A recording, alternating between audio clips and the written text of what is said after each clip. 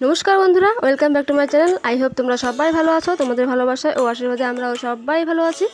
তো সবাইকে জানাই সুপ্রভাত। আজকে আবারও একটা নতুন ব্লগ নিয়ে তোমাদের কাছে চলে এসেছি। আজকের ব্লগটা বেশি বড় হবে না, খুব ছোট্ট একটা ব্লগ হবে। আশা রাখছি আমার এই ব্লগটা তোমাদের ভালো লাগবে। যদি কোনো কারণে আমার এই ব্লগটা তোমাদের ভালো লেগে থাকে তো প্লিজ একটা লাইক এবং একটা কমেন্ট করে দিও। এবং যারা ফেসবুক পেজ থেকে আমার এই ব্লগটা দেখছো তাদেরকে বলছি প্লিজ তোমরা আমার চ্যানেলটাকে ভালো লাগলে প্লিজ চ্যানেলটাকে ফলো করে দিও। এর থেকে বেশি কিছু চাওয়ার আর নেই। তো দেখো সকাল সকাল উঠে আমি মেয়েকে স্কুলে পাঠিয়ে দিই, তারপরে বিছানাগুলো আগে গুছিয়ে নিচ্ছিলাম। বিছানাটা গুছিয়ে ঝেড়ে তারপরে বাইরের কাজগুলো করব।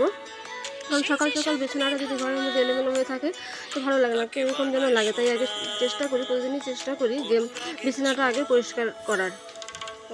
প্রতিদিন চেষ্টা করলেও প্রতিদিন পাই না, সময় হয়ে ওঠে না। তো যদি আমি সময় পাই তবে আমি আগে বিছানাটা আগে পরিষ্কার করার চেষ্টা করি। বিছানাটা পরিষ্কার করে দেখো আমি যদি ঘরের টেবিলটা, ডাইনিং টেবিলটা পরিষ্কার করে নিচ্ছিলাম। কারণ তো বাড়িতে বাচ্চা কাচ্চা থাকলে নোংরা হয়ে থাকে, জল টল এটা সেটা পরে ফেলে রাখে। তো সকাল সকাল সেটাই পরিষ্কার করে নিচ্ছিলাম। তো বিছানা ঝেড়ে ডাইনিং টেবিল পরিষ্কার করে তারপর বাইরে চলে গেছিলাম। বাইরে চলে গিয়ে বাইরের বাসন যা যাবতীয় ছিল মেজে ধুয়ে পরিষ্কার করে তারপর স্নান সেরে নিলাম। স্নানটা সেরে পুজোটাও সেরে নিয়েছে, সেসব তোমাদের সঙ্গে আর শেয়ার করিনি, কারণ সেসব শেয়ার করতে গেলে আমার ব্লগটা অনেকটাই বড় হয়ে যাবে। আর আমার বন্ধুদের এতটা সময় নেই যে আমার বসে বসে আমার এত বড় একটা ব্লগ দেখবে। তাই আমার বন্ধুদের জন্য, আমার প্রিয় পরিবারের জন্য আমি খুব ছোট্টখাট্ট একটা ব্লগ বানাই, যেন তাদের সুবিধা মতো আমি আমার ব্লগটা বানাতে পারি এবং তারা দেখতে পারে তাদের সময় মতো। আজকাল সবাই ব্যস্ত থাকে, কারো আর হাতে এত সময় নেই যে বসে বসে কারো এই আমার মতো একদম ছোটো ক্রিয়েটের ব্লগ দেখবে আর কি।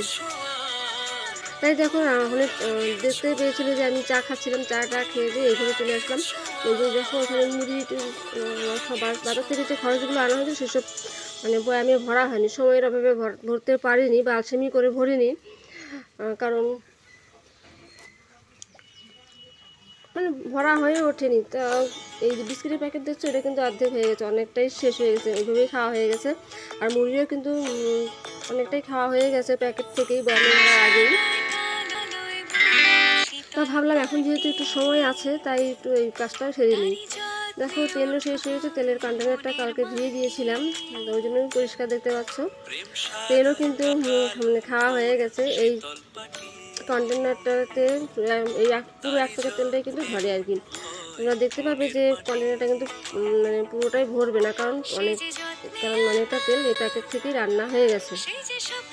তো এর মধ্যে আমি আমার পরিচয়টা দিই। নমস্কার, আমি কুচবিহার থেকে খুব ছোট্ট একটা গ্রাম এবং খুব সুন্দর একটা গ্রামের এক গ্রাম্য গৃহবধূ। আমার চ্যানেল রূপম লাফস্টার, আমার এই ছোট্ট চ্যানেলে তোমাদের সকলকে জানাই অনেক অনেক অভিনন্দন।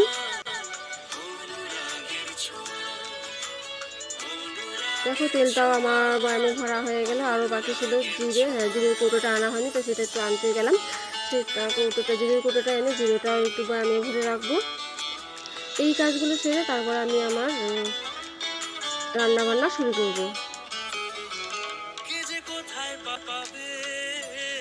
আমি একজন হাউস ওয়াইফ, যারা আমার মতো হাউস ওয়াইফ তারা জানো তাদের কাজগুলো কীভাবে করতে হয়, সব কিছু সামনে রাখতে হয়। এই যে দেখতে পাচ্ছ এখানে স্কচব্রাইটটা ছিল, তারপর সার্কেলটা ছিল, এটা কিন্তু প্যাকেটিং করাই ছিল। আমার ছেলে মেয়ে যেন দুষ্টু, ওরা আগেই প্যাকেটিংটা ছিঁড়ে ফেলেছে, তোমাদেরকে দেখানো হয়নি, তো সেটাই দেখিয়ে দিলাম।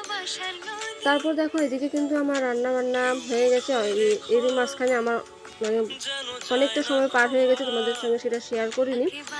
আজকে সকাল সকালই রান্নাটা করেছি। রান্না করে ভাবলাম অনেক কাপড় চোপড় আছে, রোদ যেহেতু উঠেছে আজকে কাপড় চোপড় ধুতে লাগবে, ওই জন্যই কাপড় চোপড় সব বাইরে নিয়ে আসলাম, এগুলো এখন ধুয়ে নেব।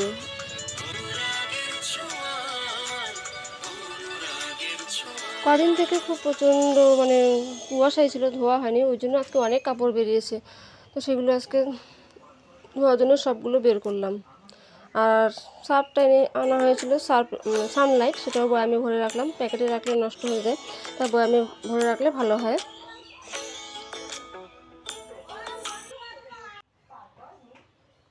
শীতল পাটি তারি যত্নে উঠুন হয় মনের মা, প্রেম সাদায় কালোয় বোনা শীতল পাটি তারি যত্নে উঠুন হয় মনের মাটি।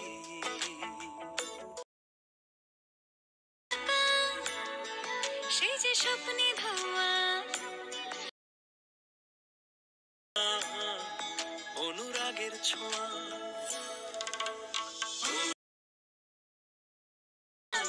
অনুরাগের ছোঁয়া অনুরাগের ছোঁয়া অনুরাগের ছোঁয়া।